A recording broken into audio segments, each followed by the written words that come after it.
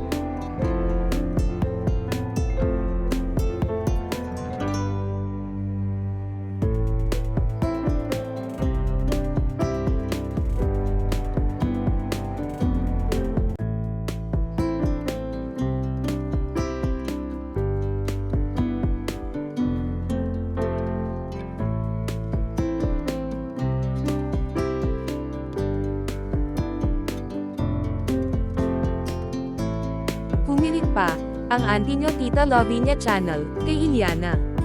Itinataas umano ni Iliana ang natapos nito sa edukasyon. Kahit hindi naman daw ito kilala. For years, our profession has struggled to get the recognition we deserve.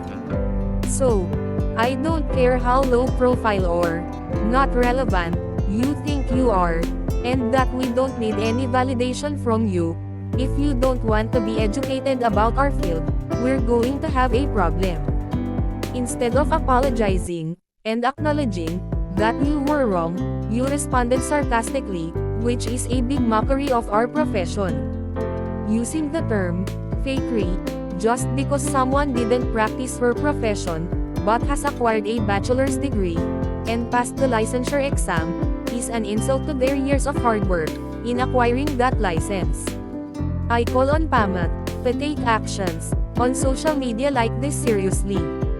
Our profession does not deserve this travesty, and let US use this moment in the spotlight to educate people about Mount MLS. Ano ang inyong masasabi dito? Mag-comment ka sa comment section, at huwag kalimutang mag-like at mag-subscribe. Maraming salamat!